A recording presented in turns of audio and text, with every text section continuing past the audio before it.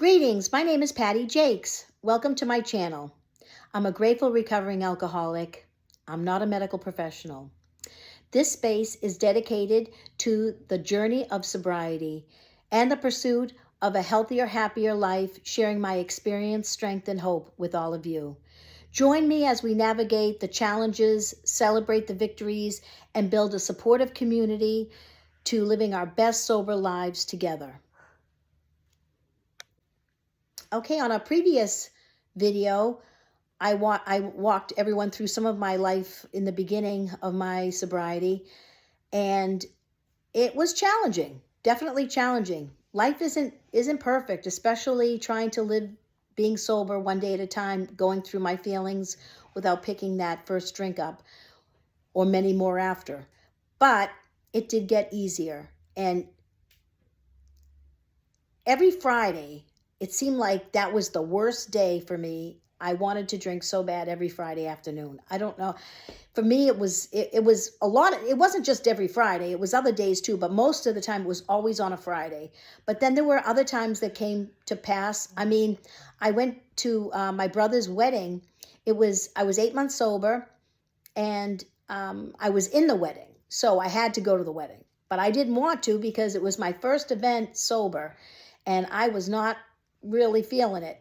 And ironically, somebody who I knew that was at a women's meeting that I used to go to happened to be at the wedding and knew my brother because she worked with him, and I didn't even know. So it was so funny because I was like, oh, I'm going to be all by myself at this. I mean, there were, I don't know, there might have been a few people that I knew that were sober, but I was really excited about the fact that when I saw this one woman, I was like, oh my gosh, you know my brother. And it worked out really nice that I was able to, just reach out to, to all, my whole family was very supportive, but it was good that I could get through that. And it was also from talking to like my sponsor and also all my friends in AA that helped show me what to do when they were going through a similar situation. So Alcoholics Anonymous, again, you may find people that you don't like, but there's so many more people that will help you through your journey. So I got through that experience, and as time went on, the kids were getting bigger, and my kids were going through different challenges in their lives. And one had to have back surgery when he was 9. And then I went through a divorce in sobriety. That was not easy, but thank God I was sober through it. And I was able to realize that marriage just wasn't working. And I thought if I was sober, that was I thought I was the problem. Not that I wasn't the problem, but I think it takes two to tango. So obviously we both had grown apart, and it just wasn't going to work. And I was able to get through that. I was able to get through knee replacements. Like I said, my mom passed in 2011. I also went through a really tough time with the family situation. And I just have to tell you that you can get through anything sober. And picking up a drink or a drug is definitely not going to solve my problems today. And I'm sure that other people, hopefully, I have a friend that's sitting next to me right now, and she probably can feel the same way, that picking up a drink or a drug is just not going to solve the problem. So I am so grateful that I am here today to help anyone that's struggling, because if I can just help one person stay sober one day at a time, then it's a wonderful thing. So if you're getting anything out of these videos, I really just thank you. And if I can just ask for you to like and subscribe, I would really appreciate that. I'm really excited about doing this YouTube channel for other women and men that are struggling with sobriety. If you have any questions, feel free to write them down below in the message comment. I will definitely be reading all of them. So basically, there's no reason to drink over anything, although it feels sometimes like you want to drink. You may want to drink over how you feel. But I guess what they taught me in Alcoholics Anonymous is I don't have to listen to my feelings. Like if my feelings say I want to drink, I can acknowledge that and not pick up a drink. And I think it's like if you want a cookie or you want something, you can say, well, you know what? Actually, what somebody said in AA that I thought was really cool was she's like, well, you know what I would tell myself when I wanted to pick up a drink is, well, I'm not going to drink today. If I still feel this way tomorrow, I'll pick up the drink. And ironically, she never felt like picking a drink up the next day. So that's why I love hearing other people's ideas and thoughts, and also their suggestions. That's why I ask everyone to give me their suggestions in the comments below, because I love to hear what other people have, because I love that too. Like, well, if I feel like drinking tomorrow, I'll drink, but I'm not going to drink today, because chances are that feeling is going to subside and you're not going to want to pick up the drink once you let some time pass by. And that's so true. So that's another little gem that I learned throughout the years. And also, something I've already mentioned in one of my videos before was rejection is God's protection.